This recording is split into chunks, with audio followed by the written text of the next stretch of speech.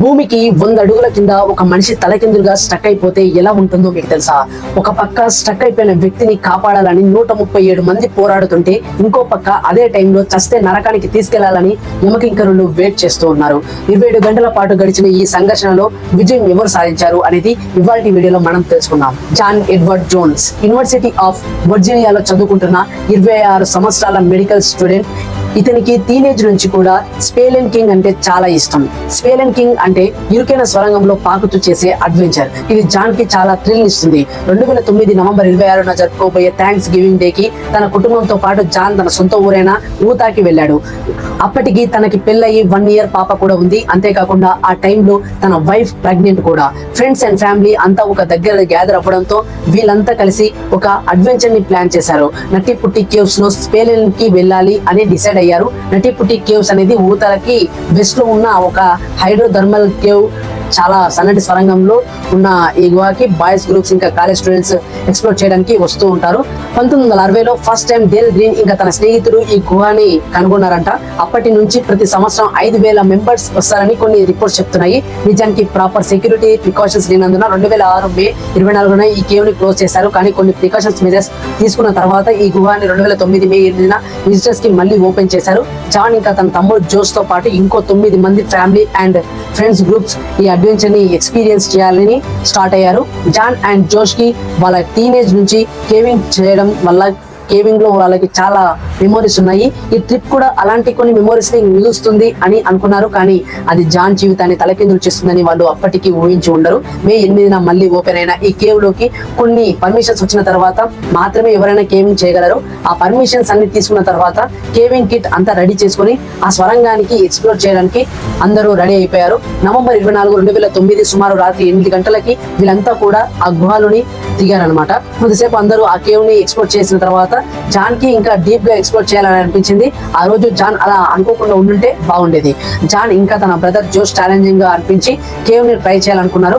దాని కోసం మ్యాప్ ని తిరిగేసి చూడగా బర్త్ కెనాల్ వాళ్ళు కోరుకున్న ఛాలెంజ్ అనే విషయం తెలుసుకున్నారు. మిగతా స్వరంగాలతో పోల్చుకుంటే బర్త్ కెనాల్ ఇంకొంచెం సన్నగా ఉంటుంది. స్వరంగం లోపలికి వెళ్తున్న కొద్దీ స్వరంగం ఇంకా చిన్నదైపోతుంది.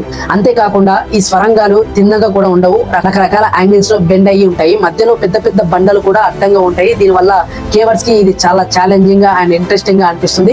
అదే ఇన్స్పిరేషన్ తో వీళ్ళిద్దరు అన్నదమ్ములు కూడా ఆ కేవ్ ని ఎక్స్ప్లోర్ చేయడానికి సిద్ధపడ్డారు. వీళ్ళిద్దరితో పాటు ఇంకో 2 ఫ్రెండ్స్ కూడా వాళ్ళతో పాటు ఎక్స్ప్లోర్ చేయడానికి రెడీ అయ్యారు. ఆ కేవ్ ఎంట్రన్స్ నుంచి కిందకి దిగిన తర్వాత బిగ్ స్లైడ్ అనే పోర్షన్ ఒకటి ఉంటుంది.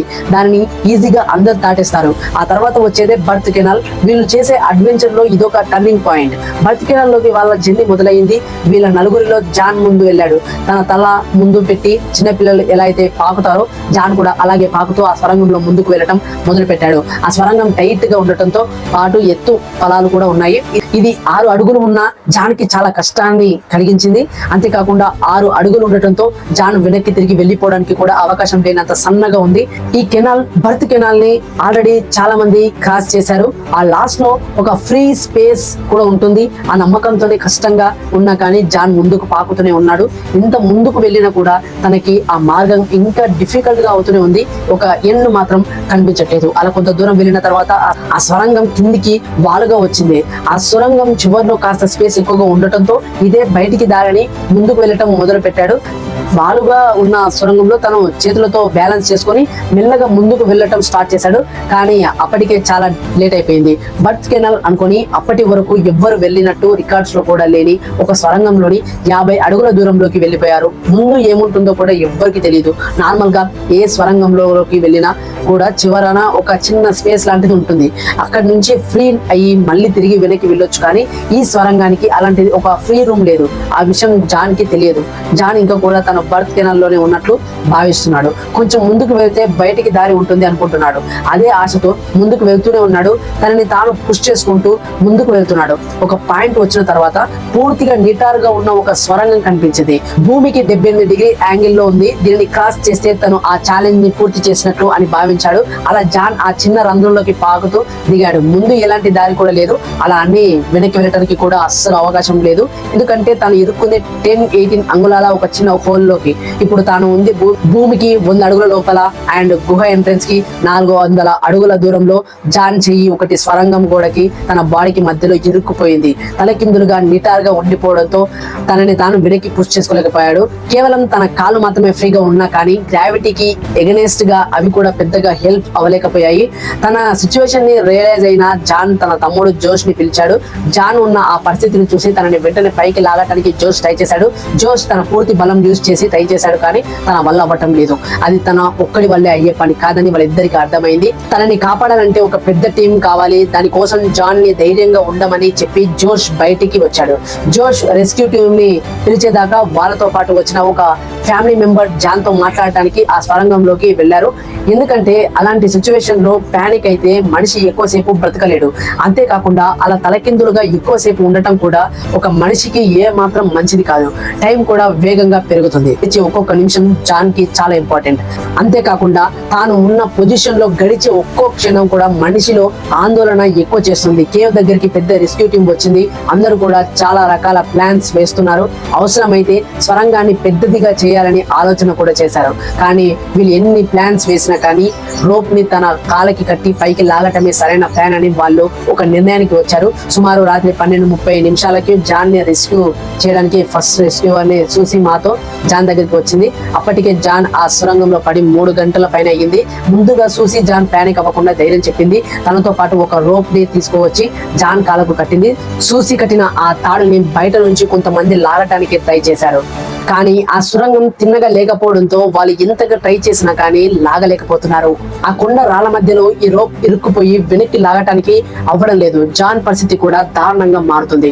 మెడికల్ స్టూడెంట్ కావడంతో జాన్ కి ఈ విషయం పూర్తిగా తెలుసు. మనిషి తలకిందులుగా ఉంటే స్ట్రెస్ ఎక్కువైపోతుంది.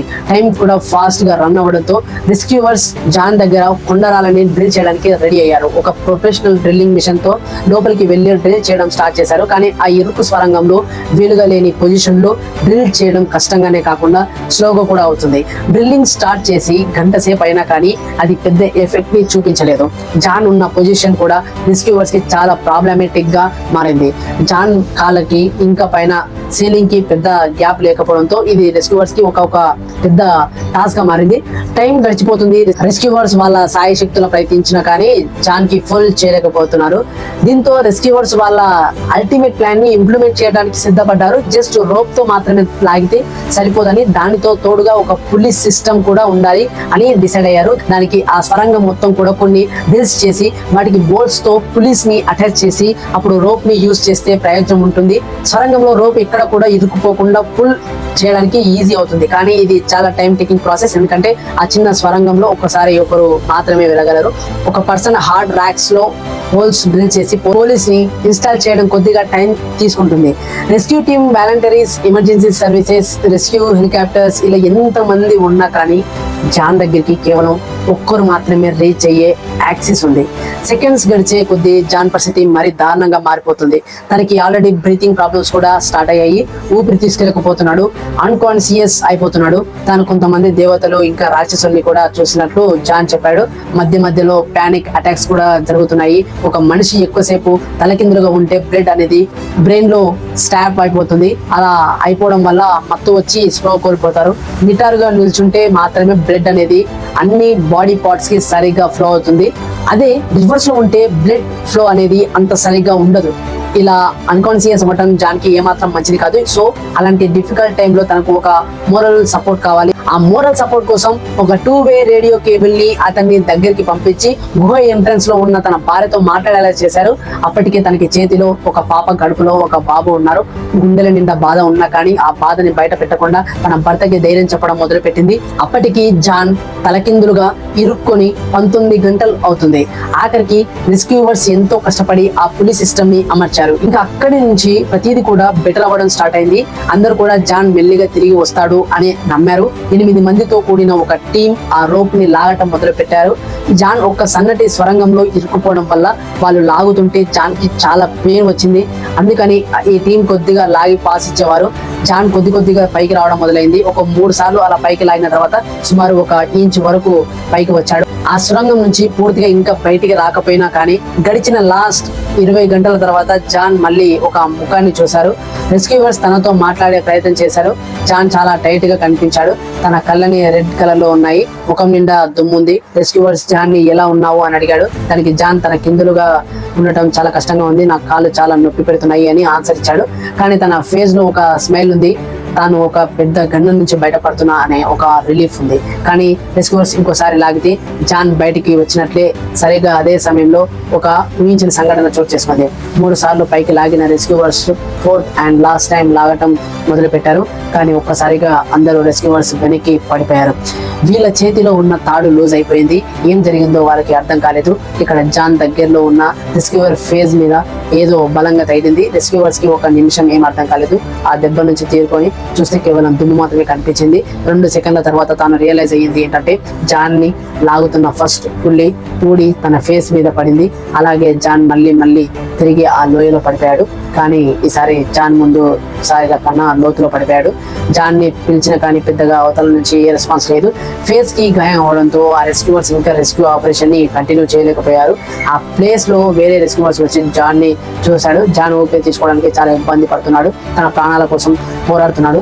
రెస్క్యూవర్ జాన్ ని ఎన్నిసార్లు పిలిచినా కూడా జాన్ పెద్దగా రెస్పాండ్ అవ్వటం లేదు. ఈసారి వచ్చిన రెస్క్యూవర్స్ ఇంకో పుల్లిని కట్టి జాన్ నడుముకి రోప్ కట్టి బయటికి లాగుదామని చూశాడు. కానీ జాన్ ఏ మాత్రం కూడా రెస్పాండ్ అవ్వటం లేదు. ఎంత పిలిచినా కూడా రెస్పాండ్ అవ్వటం లేదు. దాంతో ఆ రెస్క్యూవర్స్ బయటికి వచ్చి ఒక మెడికల్ ప్రొఫెషనల్ ని జాన్ దగ్గరికి పంపాడు. లోపలికి వెళ్ళిన డాక్టర్ జాన్ ని చెక్ చేసి బయటకు వచ్చి జాన్ ఇంకా మనతో లేడు అనే చేదు విషయాన్ని బయట పెట్టాడు. జాన్ తన కూతుర్ని, తన భార్యని, తన భార్య కడుపులో పెరుగుతున్న బేబీని జాన్ కూడా విడిచిపెట్టి వెళ్ళిపోయాడు. థ్యాంక్స్ గివింగ్ డే కి 1 రోజు ముందు జాన్ చనిపోయాడు. మొత్తం 137 మంది రెస్క్యూవర్స్ 24 గంటల పాటు పడిన కష్టానికి ప్రతిఫలం లేకుండా పోయింది. తన డెడ్ బాడీని కూడా బయటకు తీయడం చాలా కష్టమని పబ్లిక్ అథారిటీస్ చేతులెత్తేశారు. దాంతో నటిపుట్టి కేవ్ జాన్ సమాధిగా మిగిలిపోయింది. 1 వారం తర్వాత నటిపుట్టి కేవ్ ని ఎవ్వరికి వెళ్ళకుండా కంప్లీట్ గా సీల్ చేశారు. జాన్ జ్ఞాపకంగా తన ఫ్యామిలీని అక్కడ ఒక శిలాఫలకాన్ని కట్టించారు. తెలుగు కోసం కేవ్ కి వెళ్తే ఆ కేవ్ జాన్ ని తీసేసింది. సో గైస్, ఓవరాల్ గా వీడియో నచ్చితే ఖచ్చితంగా లైక్ చేయండి అండ్ ఫ్రెండ్స్ అండ్ ఫ్యామిలీకి షేర్ చేయండి. అండ్ ఈ వీడియోకి లైక్ చేసి సబ్స్క్రైబ్ చేసి అండ్ నాకు సపోర్ట్ చేస్తున్న వాళ్ళకి చాలా థ్యాంక్స్. అండ్ మరిన్ని వీడియోస్ కోసం బెల్ ని ఆలో పెట్టుకోండి. అండ్ ఎంతగానో సపోర్ట్ చేసిన వాళ్ళకి చాలా థ్యాంక్స్. అండ్ ఇలాగే సపోర్ట్ చేస్తుండండి. మీకు మంచి కంటెంట్ ఇస్తూ వస్తా. Thanks for watching.